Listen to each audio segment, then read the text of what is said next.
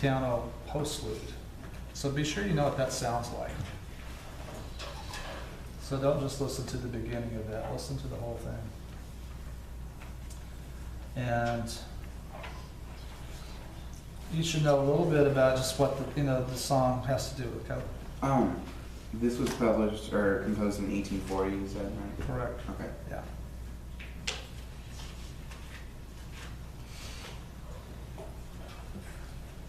Yeah, so Schumann wrote about 250 songs, and about 170 of these were written in 1840. So the majority were written in 1 year. So that's quite a bit. I mean, it's almost one song every 2 days. And so the first one is just talking about that it was in the month of May that he fell in love. That when all the buds were bursting, all the birds were singing, then I too, this love was blooming, you know. He confessed to her his longing, his desire. So the first 6 are talking about his love and talking about things that reminded him of her, what he would, give to her if she would just love him. Then the 7th song, you realize that she isn't a good person, that he's had this dream he's seen inside of her heart and sees the serpent eating her heart, but that he doesn't bear a grudge against her. So that one's called I Bear No Grudge. And then number 12 has to do with this bright summer morning, and he's walking among the flowers, and the flowers speak to him, be not angry with our sister, you sorrowful pale man. So the flowers take her side, trying to argue. And then the final song just tells the story of what then was the final conclusion, which is that he needs these 12 giants to carry this huge casket to the sea to bury it, because he feels like that a casket that is that big has to have that large of a grave. And at the end he asks the question, do you know why that the grave has to be so large, why this casket has to be so huge? And he says that he buried his love and his pain therein. And at that spot, then it changes from C sharp minor to D flat major. And you have this kind of hopeful conclusion. It's saying he's buried it, he's going to go on with his life. And so it has a more optimistic conclusion than Winterreise, which was much more bleak.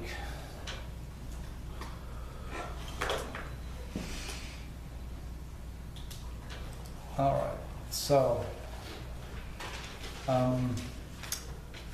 Brahms then wrote about 200 art songs from every phase of his life. The 2 that we listened to are the May Night, which was on a text by Helty, and then the one that is translated Forever Love.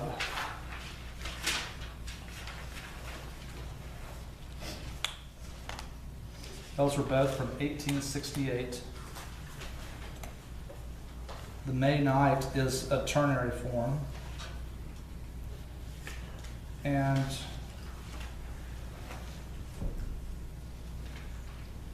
the May Night has to do just with this poet who was wandering around outside, and he's very depressed and is asking, basically, when am I going to find my soulmate? When am I going to find my true love? So it has a little ABA form that's defined by the key centers.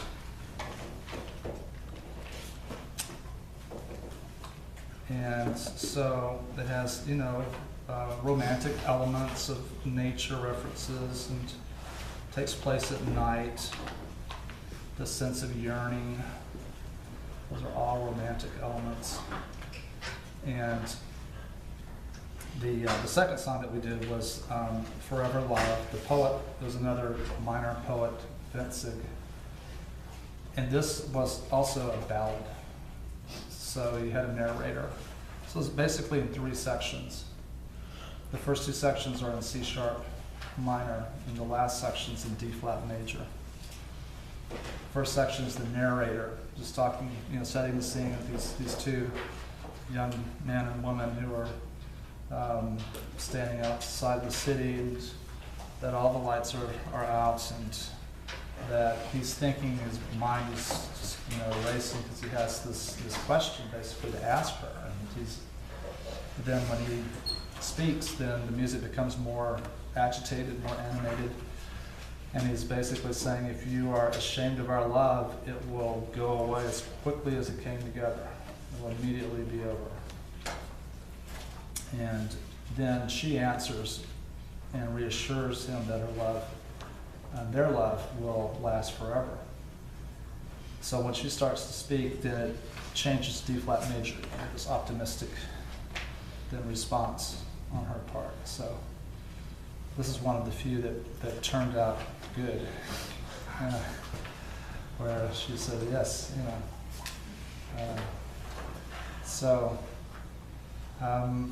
Brahms had elements in his music that maybe were a little more serious in tone, reflections on death.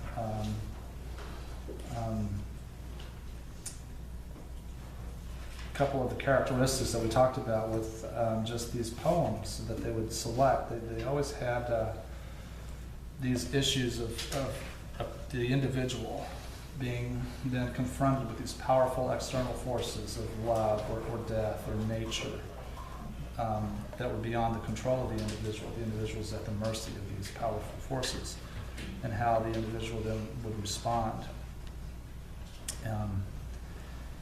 And that idea of isolation is also a theme that you'll see, and that has to do just with the individual, element. So, Brahms would choose poems that had to do with those kind of topics. And so, the last composer that we did was Hugo Wolf, and Wolf was, mainly known for his art songs. And so, he wrote about 300 or so art songs. The dates of his life are 1860 to 1903. And he's viewed as a post-romantic composer. So he's writing at the very end of the 19th century. And so he was a Viennese composer and music critic. So he wrote for Viennese newspaper, the review concerts. He really did not like Brahms. He was a huge supporter of Wagner. And so there are characteristics of Wolf's music that you should mention. You should mention something about the chromatic elements, that he used lots of chromaticism. And he used it to the extent that he changed keys so often, he was getting away from the idea of just a central tonic key, which musicologists have said that was then the ultimate logical conclusion of that was what happened in Vienna in the 19-teens and 1920s with the theory of Arnold Schoenberg and the 12-tone system, which was a kind of mathematical way of eliminating the idea of tonic. And so Wolf is seen as a forerunner of those composers, Schoenberg and then his 2 students, Altenberg and Anton Webern. So that chromatic element's important. Wolf, the other thing thing that's important is the independence of the vocal part and the piano part. So that you can hear in the two songs that we listened to. And you can mention Wolf's attitude toward the poet, that he viewed the poetry as more important than his music, that his job was to serve the intent of the poet, to bring out all of the nuances of the text, so especially the subconscious element, psychological element.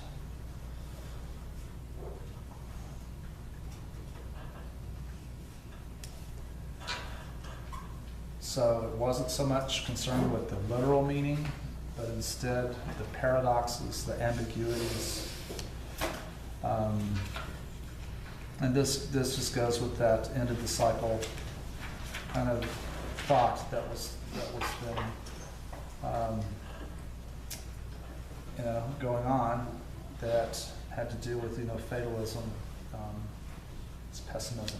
So you think of that Weltschmerz idea we talked about with Tchaikovsky. Definitely see that with Wolf.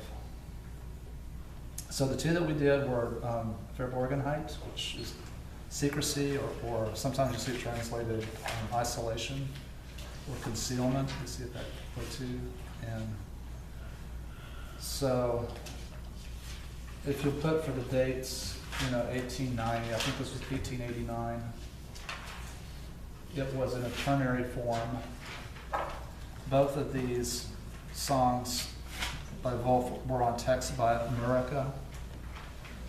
Edward Murica is an important German poet. And so this had a middle section, Verborgenheit, that was the climax. And it just had to do with, he's just wanting to be alone with his feelings. He doesn't want to be tempted by charitable gifts from the world. Just wants to feel his joy and his pain. So he's just wanting to be totally in touch with his feelings.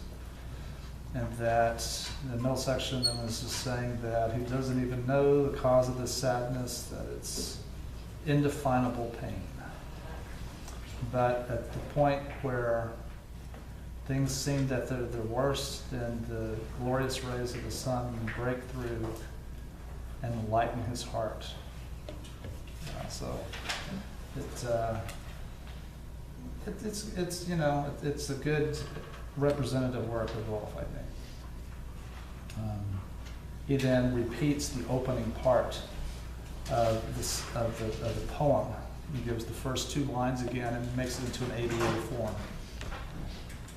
So that was a little poetic license that he took there. And then the last one is the song called On a Wandering. And so this is a through composed setting, 1895, I think is the date, something like that. So he only, was writing for about, 9 years or so. Something like 1889 to 1997, and had mental problems and had, many breakdowns. And ended up being described as incurably insane. Died in an asylum like Robert Schumann did. So the section on keyboard music, the things that you need to be able to talk about are the well-tempered clavier. For sure there'll be a question on that. So well-tempered clavier has a couple of ideas behind it. It has to do with the new system of tuning, this well-tempered tuning, that more closely divided the octave into 12 equal half steps, which allowed the player to play in any key without having to retune the instrument. And Bach was attempting to demonstrate the superiority of that tuning, which now we have an equal temperament, where mathematically the octave is divided into 12 equal half steps. So that's one aspect. So therefore you have 24 preludes and fugues, one for every major and minor key. And there are two books of the Well-Tempered Clavier. So the first book is what the example that we listened to was finished in 1722 during his Curtin period. And then the second book was from around 1740. And so in total, there are 48 in the Well-Tempered Clavier. So two books of 24. So you should be able to talk about what a prelude, Bach prelude is about, and what a fugue, what a Bach fugue is like, what you should expect. What were those two dates again?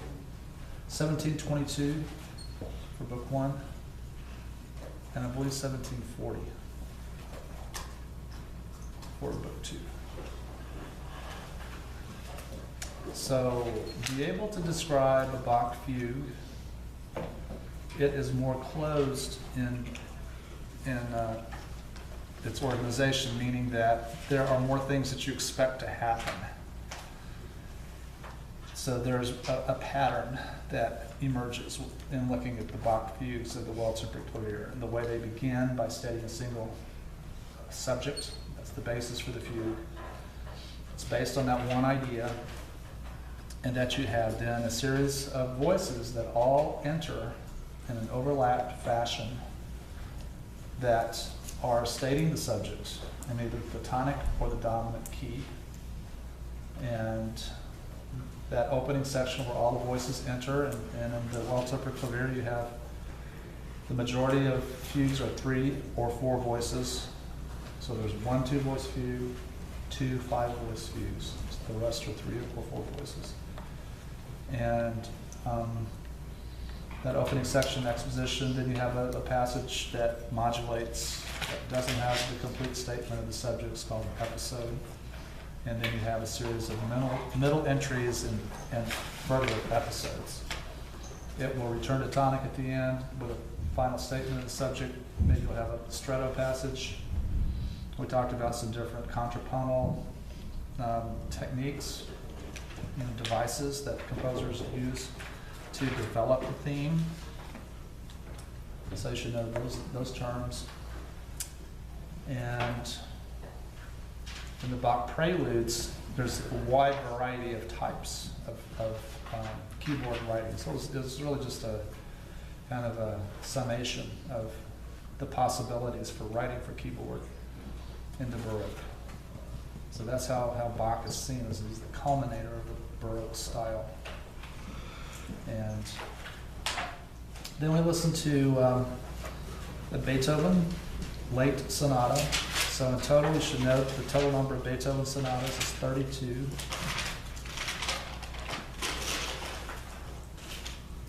And the last 5 are from his 3rd style period. So these were all published as opus 100 and higher. So the first of these last 5 is opus 101.